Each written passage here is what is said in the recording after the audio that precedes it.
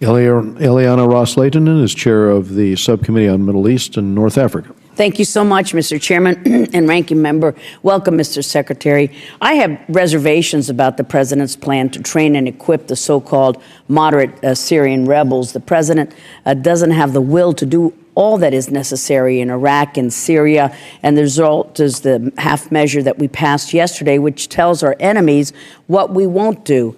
Does the President have this comprehensive plan to not only defeat ISIL, but also other terrorist groups you just referred to, al-Nusra, and remove Assad from power? Or do we no longer view Assad staying in power as an impediment? Ambassador Power said recently that there were discrepancies and omissions in Assad's declaration regarding the removal and destruction of his chemical weapons stockpile. Assad did not live up to his obligations, and ISIL may use these if it gets access to these weapons. Does Assad still have hidden, undeclared poison gases and chemical weapons? We've already seen that ISIL seized a former chemical weapons depot in Iraq, and it would be a nightmare scenario if it were to also get Assad's undeclared chemical weapons. Also, Mr. Secretary, reports suggest that ISIL fighters number in the 30 to 40,000 range, different reports.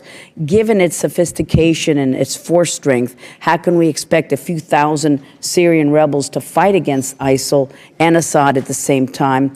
We know that some of our top and former military leaders have said that a time may come when we may have to put boots on the ground to supplement the Kurds, the Iraqi forces, the so-called moderate Syrian rebels. But this has been repeatedly rebuffed by the President. Our allies in the Gulf need to make substantive investments for the coalition. Has any country pledged or indicated that should the need arise, it will be willing to send its own troops on the ground in Syria? And lastly, a point on the misguided Iran nuclear deal. Why the double standard with Syria and Iran? We have rightfully demanded that Syria dismantle, destroy, remove its chemical weapons program, however imperfectly, but we are allowing Iran to keep its nuclear program infrastructure intact with enrichment capabilities and thousands of centrifuges spinning. Thank you, sir. Well, there's a lot of meat there, which I can't obviously get through all of it now, but happy to answer what we can in writing. Assad's legitimacy? No, there's no legitimacy. We still believe that there's no way that we would imagine the support for those who've been taking on Assad is simply not going to stop. And so there's only a political solution here, and we don't see how that has Assad with some long-term future in Syria. Besides, even as they are willing to fight ISIL, the Syrian opposition is not going to stop continuing to fight Assad. So we recognize that reality. Secondly, with respect to poison gas,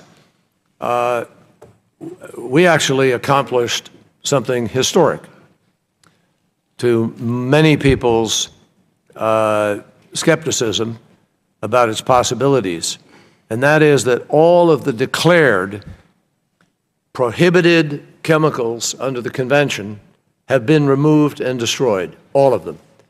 That has never happened, particularly in a time of conflict in any country in the world.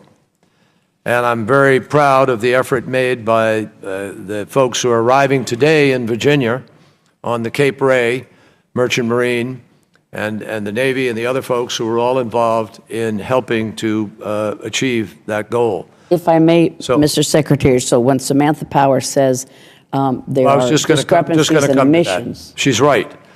That's declared materials. Chlorine is not a required declared material.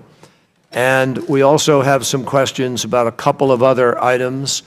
Those are being prosecuted or, being pursued within the process. And indeed, we believe there is evidence of Assad's use of chlorine, which when you use it, despite it not being on the list, it is prohibited under the Chemical Weapons Convention. So he's in violation of that agreement, and we believe, and we're proceeding to do things to hold that Thank you, sir. And I have some written